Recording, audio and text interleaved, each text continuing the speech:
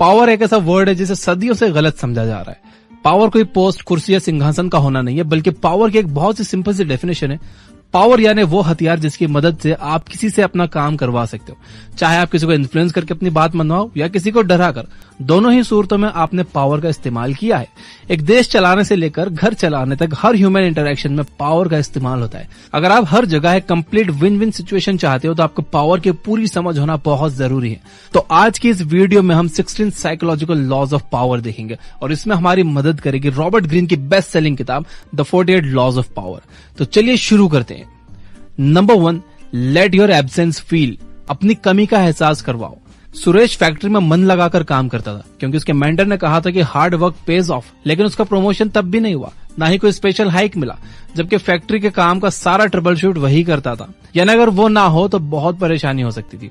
वो हार के अपने मेंटर के पास गया और मेंटर ने उससे कहा कि तुम ये तो जानते हो कि हार्डवर्क का फल जरूर मिलता है, लेकिन ये नहीं समझते कि वो फल तभी मिलता है जब आपका हार्डवर्क किसी को दिखे। जाओ कुछ दिन की छुट्टी ले लो, फिर देखो। उसने ऐसा ही किया। उसके एब्सेंस में सबको रियलाइज हुआ कि सुरेश कितना काम करता था। उसको कंपनी की तरफ से तुरंत प्रमोशन और हाइक दोनों मिला। चाहे आपका घर हो, सोसाइटी हो या आपका वर्क प्लेस, अगर आप लोगों को अपनी वैल्यू का एहसास करवाना चाहते हो तो अपनी एब्सेंस फील करवाओ। Number 2, stand about the crowd. भीड़ में अलग दिखो। आप भी लेट नाइट्स करते हो, टारगेट्स भी पूरे करते हो, तो क्या वजह है कि आपके कलीग को प्रमोशन मिल गया और आपको नहीं? क्योंकि उसका काम बॉस को दिखा और आपका नहीं दिखा। पावर और सक्सेस पाने के लिए जितना जरूरी अच्छा काम करना है, उतना ही जरूरी अपने काम को एक्नॉलेज करवाना भी है। ऐसे में बहुत जरूरी है कि आप भीड़ से अलग दिखो। हिंदी में एक मशहूर कहावत है कि जंगल में मोर नाचा किसने देखा। यानी आप अकेले में कितनी भी मेहनत करते रहो, कोई फायदा नहीं है। अपने काम को एक्नॉलेज करवाने के 2 टिप्स मैं आपको देता हूँ। पहला, अपने गेस्चर, काम करने के तरीके और बातों के अंदाज में ऐसे चेंजेस लाओ कि लोग आपको नोटिस करें। और दूसरा कि आपने जो भी काम किया है, जब मौका मिले उसे डिस्कस करो, उसे गिनवाओ, ताकि सबको पता चले कि आपने क्या क्या किया है। अपने किए गए काम का प्रचार करने में कभी भी शर्माओ मत। Number 3, conceal your intentions. अपने इरादे किसी के सामने जाहिर ना करो। अंग्रेज हमारे देश में बिजनेस करने आए थे और राज करने लगे। सोचिए अगर उनके इंटेंशंस उस समय के लोगों को पहले से पता होते तो क्या हम सैकड़ों सालों तक गुलामी की जंजीरों में जकड़े हुए होते? शायद नहीं। जब तक किसी को आपके इंटेंशंस नहीं पता, तब तक डीलिंग पावर आपके हाथ में होती है। अपनी डेली लाइफ में कई बार हम इस बात को रियलाइज नहीं करते और घाटा खा जाते हैं। जैसे आप कार खरीदने गए, आपको कार बहुत पसंद आई और आपने उसे लेने का मन बना लिया। अब 2 सिचुएशन हो सकती है। पहली, आपने एक्साइटमेंट में सेल्समैन को ये शो कर दिया कि आप उसे खरीदने के लिए कितने डेस्परेट हो, आपको कितनी ज्यादा वो कार पसंद आई है। ऐसे में सेल्समैन इसका एडवांटेज ले सकता है और हो सकता है कि वो प्राइस बढ़ा दे या आपको कोई अच्छा डिस्काउंट ना दे। दूसरी सिचुएशन ये है कि आपने सस्पेंस बरकरार रखा है, आपने ये रिवील नहीं किया कि आपको कार कितनी ज्यादा पसंद आई है। इस बार डीलिंग पावर आपके हाथ में रहेगी और डील क्रैक करने के लिए वो आपको मैक्सिमम पॉसिबल डिस्काउंट देगा। अगर आप डीलिंग पावर अपने हाथ में रखना चाहते हो तो लोगों को अपने प्लान के बारे में बस उतना ही बताओ जितने में उनका इंटरेस्ट बना रहे। अपने रियल इंटेंशन को कभी भी किसी के सामने जाहिर मत करो। जब सामने वाले को पता ही नहीं होगा कि आप क्या करने वाले हो तो वो अपने लिए डिफेंस प्रिपेयर कर ही नहीं पाएगा। लड़ाई हो या मार्केट हो या खेल, ओपोनेंट को सरप्राइज करके जीतना आसान हो जाता है और मजा भी आता है। Number 4, mind your words, always say less than necessary. Year 1825 में जार निकोलस फर्स्ट रूस के नए रूलर बने। उनके गद्दी पर बैठते ही देश में विद्रोह भड़क गया और लोग गवर्नमेंट की पॉलिसीज के खिलाफ हो गए। उस समय के प्रोमिनेंट लीडर और इंटरनेशनली अक्लाइम पोएट कोंद्रातिव रिलेव को सैनिकों ने पकड़ लिया और उन्हें फांसी की सजा सुनाई गई। जैसे ही उन्हें लटकाया गया, रस्सी टूट गई और कोंद्रातिव रिलेव जमीन पर गिर गए। उन दिनों ऐसे इंसिडेंट्स को ईश्वर की मर्जी समझकर अपराधी को माफ कर दिया जाता था। जैसे ही रस्सी टूटी, रिलेव भीड़ की तरफ भागे और उन्होंने कहा कि देखा हमारा देश कितना पिछड़ा है, रशियंस एक ढंग की रस्सी तक नहीं बना सकते। जब यह बात जार निकोलस को पता चली तो उन्होंने उसके माफीनामे के आदेश को फाड़ दिया और अगले दिन ठीक उसी समय उसे दोबारा फांसी लगाई गई और इस बार रस्सी नहीं टूटी। तो देखा आपने कैसे बड़बोलापन किसी की जान तक ले सकता है। उस टाइम अगर रिलेव चुप रह जाता तो उसे माफ कर दिया जाता और वह बाहर निकलकर दोबारा अपने मूवमेंट को आगे बढ़ा सकता था। आमतौर पर हम सबके साथ ऐसा होता है। भावनाओं में बहकर कभी खुशी में तो कभी गम में हम कई ऐसी बातें कह जाते हैं जिससे हमें आगे जाकर प्रॉब्लम्स फेस करना पड़ती हैं। इसके अलावा आप जितना कम बोलोगे आपके वर्ड्स की कीमत उतनी ज्यादा बढ़ेगी। कई लोग बातों बातों में कुछ सीक्रेट रिवील कर देते हैं या ऐसे कमिटमेंट्स कर देते हैं जिन्हें वो पूरा नहीं कर सकते और बाद में पछताते हैं। इसलिए जब जरूरत हो तभी बोलो और सोच समझ कर बोलो ताकि आपकी एक एक बात में वजन हो, तभी लोग आपको सीरियसली लेंगे। नंबर 6, एक्शन से जीतो, आर्गुमेंट से नहीं। जूलियस सीजर 14 ने अपने इंजीनियर को बुलाया और कहा कि वो अपने नेवी में नई शिप इंट्रोड्यूस करवाना चाहते हैं। साथ ही उन्होंने इस शिप से जुड़ी अपनी एक्सपेक्टेशंस भी उसे बताई। इंजीनियर को उनकी एक्सपेक्टेशंस अनरियलिस्टिक लगी और वो उनसे आर्गुमेंट करने लगा। घंटों चले आर्गुमेंट के बाद राजा इतने गुस्से में आ गया कि इंजीनियर को 1 साल की कैद की सजा सुना दी। कितना अच्छा होता अगर वो सीधे काम पर लग जाता और अपने एक्शंस के जरिए अपनी बात प्रेजेंट करता। आप चाहो तो किसी भी बात पर घंटों आर्गुमेंट कर सकते हो या फिर सीधे अपने एक्शन से अपना पॉइंट प्रूव कर सकते हो। आर्गुमेंट में जीत हासिल करके हो सकता है कि आपके दिल को तसल्ली मिल जाए, पर असल में आर्गुमेंट जीतने से किसी को कुछ हासिल नहीं होता। उल्टा इससे आपके रिश्ते और रेपुटेशन खराब होते हैं। तो फैसला आपका है, आर्गुमेंट में पढ़कर सब कुछ खोना चाहते हो या इसे अवॉइड करके अपने एक्शन से अपना पॉइंट प्रूव करना चाहते हो। नंबर 6, दोस्तों से ज्यादा दुश्मनों पर भरोसा रखो। इतिहास गवाह है कि हर बार पीठ में छुरा अपनों ने ही मारा है। वो इंसान जिस पर हम आंखें बंद करके भरोसा करते हैं, एक दिन वही हमारे डाउनफॉल का कारण बनता है। इसलिए रॉबर्ट ग्रीन कहते हैं कि जब बात किसी रिस्पॉन्सिबिलिटी की आए तो दोस्तों से ज्यादा अनजान या आपके पुराने दुश्मन रह चुके लोगों को देने में समझदारी है। ऐसा क्यों? क्योंकि जैसे ही आप किसी पर भरोसा करते हो तो आप उसे अपने सीक्रेट्स बता देते हो और उसे आपकी वीकनेस पता चल जाती है। तो ये तो जग जाहिर है कि कंपटीशन, लालच और जलन दोस्तों और रिश्तेदारों के बीच सबसे ज्यादा होती है। इसलिए दोस्तों के साथ डील करने से आपके धोखा खाने के चांसेस बढ़ जाते हैं। वहीं जब हम किसी अनजान या अपने पुराने दुश्मन को काम देते हैं तो हमारी नजर उसके हर कदम पर रहती है और उसे भी ये बात बखूबी पता होती है कि हमारा भरोसा पाने के लिए उन्हें काफी मेहनत करना पड़ेगी। इसलिए वो काफी अच्छा काम करते हैं। कई लोग शायद इस बात से सहमत ना हो और कहें कि क्या इंसान किसी पर भरोसा ना करे, लेकिन जो सच है वो सच है। ह्यूमन साइकोलॉजी ऐसी ही है। वो कहते हैं ना कि हमें तो अपनों ने लूटा, गैरों में कहां दम था। Number 7, never outshine your master. आपको क्या लगता है, अगर बीच मीटिंग में आपने अपने बॉस के ब्लूप्रिंट पर एक जेन्युइन डाउट निकालकर अपनी काबिलियत साबित की तो आपका बॉस आपको अगली प्रमोशन के लिए रिकमेंड करेगा? जी नहीं, वो आपकी गलती ढूंढकर आपको रिप्लेस करने का मौका ढूंढेगा, क्योंकि आपने उसे यह एहसास दिला दिया कि शायद आप उससे ज्यादा काबिल हो और आप उसके लिए खतरा बन सकते हो या उसकी इंसल्ट कर सकते हो। इसलिए अपने मास्टर से आगे निकलने की कोशिश कभी ना करो। अगर आप ऑर्गेनाइजेशनल लैडर के टॉप पर पहुंचना चाहते हो तो आपको उस लैडर की रिस्पेक्ट करनी होगी। अगर कोई आपसे सुपीरियर है तो उसे सुपीरियरिटी का मजा लेने दो, तभी आप फायदे में रहोगे। ये आज की बात नहीं है, बल्कि सदियों से यही होता आया है। जो लोग पावर में हैं, अगर आप उनसे आगे निकलना चाहते हो तो उन्हें आपका मास्टर बने रहने दो, ताकि उन्हें लगता रहे कि वो आपसे बेहतर है। एक म्यान में 2 तलवारें नहीं रह सकती, इसलिए आपके मास्टर को तलवार बने रहने दो और आप एक मीठी छुरी की तरह अपना काम निकलवाते रहो। नंबर 8, मदद चाहिए तो म्यूचुअल इंटरेस्ट की बात करो, इमोशंस की नहीं। आप मानो या ना मानो, दुनिया बहुत सेल्फिश है। आपने चाहे किसी का कितना भी अच्छा क्यों न किया हो, लेकिन फिर जब आपको मदद की जरूरत पड़ती है तो लोग ना कह देते हैं। तो जब भी आपको किसी की मदद की जरूरत हो तो ये ना सोचो कि इस पर तो मैंने इतने एहसान किए हैं या ये तो अपना है, मना नहीं करेगा, बल्कि कोई ऐसा पॉइंट उसके सामने रखो जिसमें उसका और आपका दोनों का फायदा हो। तभी आप 100% श्योर हो सकते हो कि आपका काम पूरा होगा और सही होगा। अपनी वेबसाइट के लिए अगर आप अपने आईटी फ्रेंड से हेल्प मांगोगे तो वो तभी हेल्प करेगा जब वो फ्री होगा, लेकिन अगर आप किसी को पे करके वही काम करवाओगे तो आपका काम उसकी प्रायोरिटी होगा। यानी सीधे शब्दों में कहें तो अगर आप अपने काम के बारे में सीरियस हो तो उसे करवाने के लिए म्यूचुअल इंटरेस्ट का सहारा लो, इमोशंस, काइंडनेस या ग्रेटिट्यूड का सहारा मत लो। नंबर 9, खुद पर भरोसा रखो। साइकोलॉजिकल पावर केवल दूसरों के साथ अपने रिलेशन को समझने से नहीं आती, बल्कि आपका खुद के साथ भी एक स्ट्रांग रिलेशन होना चाहिए। मैं अक्सर ऐसे लोगों से मिलता हूं जो इतने कंफ्यूज रहते हैं कि उन्हें खुद नहीं पता होता कि वो क्या चाहते हैं क्या नहीं। बस छोटे छोटे फेलियर से डर कर अपना रास्ता बदलते रहते हैं। खुद के बारे में आपका क्लियर व्यू होना बहुत जरूरी है। आपको पता होना चाहिए कि आप जो करना चाहते हो उसमें मुश्किलें, फेलियर्स और सेटबैक आएंगे, लेकिन आपको क्विट नहीं करना है। आपको बस हर छोटी छोटी जीत को सेलिब्रेट करना है ताकि आपका सेल्फ एस्टीम बढ़े। दुनिया उसी की रिस्पेक्ट करती है जो खुद की रिस्पेक्ट करना जानते हैं। Number 10, infection, avoid the unlucky and the unhappy. English में एक बड़ी पुरानी कहावत है, you could die from someone else's misery, यानी आप किसी और के दुख से मर सकते हो। हमारा इमोशनल सेटअप कुछ ऐसा ही है कि हमारी जैसी संगत होती है हम वैसे ही हो जाते हैं। इमोशनल स्टेट किसी बीमारी की तरह इन्फेक्शियस होता है। आपको लगेगा कि आप बेचारे की मदद कर रहे हो, उसके दुख का साथी बन रहे हो, लेकिन असल में आप खुद के लिए मुसीबत पाल रहे हो।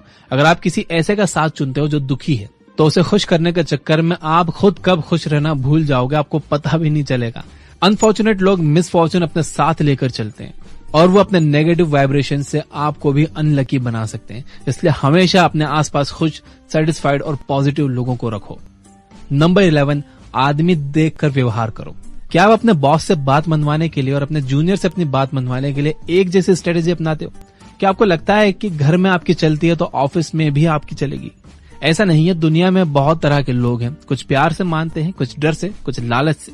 कुल मिलाकर रॉबर्ट ग्रीन ये कहना चाहते हैं कि आपको आदमी देखकर व्यवहार करना आना चाहिए। अपने रिश्तों को, पावर को और पोजीशन को बचाने के लिए आपको अपने आसपास के लोगों को समझना आना चाहिए। रॉबर्ट ग्रीन खासतौर पर यह बात कहते हैं कि जो लोग फीलिंग्स हर्ट होने पर बदला लेने के लिए मौके ढूंढते रहते हैं, उनसे बचकर रहना चाहिए और अननेसेसरी पंगे नहीं लेना चाहिए। नहीं तो ऐसा करने से आप बिना बात के दुश्मन पाल लोगे, क्योंकि पता नहीं आपकी कौन सी बात कब उसे बुरी लग जाए और ना जाने किस पॉइंट पर आपको वो नुकसान पहुंचा दे। Number 12, play a sucker to catch a sucker. आप कितने स्मार्ट हो? क्या आप इतने स्मार्ट हो कि आप जानबूझकर बेवकूफ बन सको? वो कहते हैं ना कि मुसीबत में गधे को भी बाप बनाना पड़ता है। तो अगर आपका सामना किसी बेवकूफ से पड़ा है लेकिन उसके पास आपका काम निकलवाने की पावर है, तो उसे अपनी स्मार्टनेस दिखाने के बजाय ये समझने दो कि वो आपसे ज्यादा स्मार्ट है, और देखो आपका काम कैसे स्मूथली हो जाता है। इसी तरह अगर आप अपने कॉम्पिटिटर के सामने इनकॉम्पिटेंट एक्ट करोगे तो वो आपको हल्के में लेने लगेगा। रॉबर्ट ग्रीन कहते हैं कि जैसे ही आपने अपने सामने वाले को यकीन दिला दिया कि वो आपसे ज्यादा स्मार्ट है, वैसे ही आपकी जीत पक्की है। Number 13, calculated value. वैसे तो आपको खर्चे सोच समझ कर करने चाहिए, लेकिन कुछ चीजें इतनी अनमोल होती हैं कि आप अपनी सारी दौलत भी उस पर लुटा दो तो कम है। ऐसी एक चीज है नाम और रेपुटेशन। इतना बड़ा शेयर मार्केट, बड़ी बड़ी कंट्रीज की इकोनॉमी, सब रेपुटेशन का खेल है। अगर आपकी रेपुटेशन अच्छी नहीं है तो आपकी मेहनत और कामयाबी अननोटिस्ड चले जाएगी और कोई आपकी बात नहीं सुनेगा, आप पर भरोसा नहीं करेगा। वहीं अगर आपकी रेपुटेशन है तो लोग खुद ब खुद आपको फॉलो करेंगे। किसी लोकल शॉप की 500 की टी शर्ट भी आपको महंगी लगती है और आप डिस्काउंट ढूंढते हो, वहीं लेविस की टी शर्ट के लिए आप 2000 भी खर्च करने के लिए तैयार हो जाओगे, क्योंकि उस ब्रांड का मार्केट में नाम है। तो पहले अपना नाम बनाओ, पैसे तो खुद ब खुद बन जाएंगे। Number 14, be royal in your own fashion. कहते हैं कि आपको दूसरों के साथ वैसा ही व्यवहार करना चाहिए जैसा आप खुद के लिए चाहते हो। रॉबर्ट ग्रीन इसे एक कदम और आगे लेकर गए। वो कहते हैं कि आप खुद को ऐसा ट्रीट करो जैसा आप चाहते हो कि दूसरे आपको करें। अगर आप रूम में कॉन्फिडेंस के साथ एंटर करोगे तो लोग आपकी गलत बात को भी सही मान लेंगे। वहीं अगर आप सही होते हुए भी नर्वस रहोगे तो लोग आपकी बात सुनने से पहले 100 बार सोचेंगे। इसलिए इस तरह से काम करो जैसे आप कोई किंग या क्वीन हो। आपके हर एक्शन में रॉयल्टी झलकनी चाहिए। ऐसे में जो भी आपसे मिलेगा आपसे उसी अदब के साथ पेश आएगा। आमतौर पर हम सिंपल और डाउन टू अर्थ रहने की बात करते हैं, लेकिन कई बार इस चक्कर में हम इतना झुक जाते हैं कि लोग हमें फॉर ग्रांटेड लेने लगते हैं। ये वीडियो इसलिए अपने आप को सिंपल नहीं बल्कि रॉयल बनाओ। Number 15, avoid stepping in great men's shoes. आपका बॉस आपका मेंटर था, ऑफिस में सब उसे मानते थे, उसने कई मुश्किल प्रोजेक्ट सक्सेसफुली हैंडल किए थे। आज फाइनली वो रिटायर हो गया और आपको वो कुर्सी मिल गई जहां आप बरसों से बैठना चाहते थे। लेकिन क्या आपको पता है कि आपके लिए सबसे मुश्किल क्या होगा? आपको हर बात में अपने बॉस से कंपेयर किया जाएगा। खुद को सक्सेसफुल दिखाने के लिए आपको काफी ज्यादा मेहनत करनी होगी, वरना आपको कोई याद नहीं रखेगा। वहीं अगर आप किसी ऐसे इंसान के बाद कुर्सी पर बैठते हो जिसने बहुत से फेलियर का सामना किया, तो आपकी थोड़ी सी भी अचीवमेंट बहुत ज्यादा शाइन करती है। पृथ्वीराज चौहान और महाराणा प्रताप को सभी जानते हैं, लेकिन उनके बच्चों को कौन जानता है? हो सकता है कि वो सब भी एक महान राजा रहे हों, लेकिन उनके पिता एक लेजेंड थे जिनकी कहानियों के पीछे उनके बच्चों की सक्सेस छुप गई। इसलिए अगर आप कम मेहनत में ज्यादा शाइन करना चाहते हो तो हमेशा ऐसे ऑप्शंस चूज करो जहां कंपटीशन कम हो, ताकि आप किसी ग्रेट मैन के शूज में पैर रखने से बच जाओ। नंबर 16, गुस्से को खुद पर हावी मत होने दो, इसका इस्तेमाल करो। किसी को कमजोर करने का सबसे आसान तरीका पता है आपको? उसे गुस्सा दिलाना।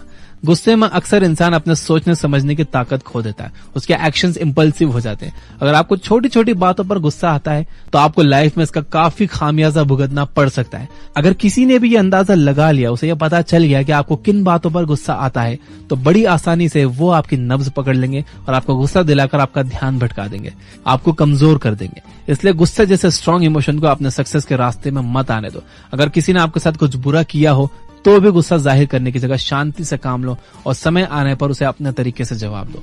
तो दोस्तों, ये तो साइकोलॉजिकल पावर पाने के 16 ऐसे लॉज जिनसे हर सिचुएशन में जीत आपकी होगी। इनमें से कई शायद आपको थोड़े अजीब और ब्रूटल लगे, लेकिन सच यही है। चाहे आप एक अच्छा बदलाव लाना चाहते हो या बुरा, उसके लिए जरूरी है कि पावर आपके हाथ में हो। आप दुनिया की मदद तभी कर सकते हो जब आप खुद की मदद करने के काबिल हो। इसलिए पहले पावर को अपने हाथ में लो, फिर दूसरों का भला करने की सोचो। वीडियो बनाने में बहुत मेहनत की, तो इसे प्लीज लाइक जरूर करना।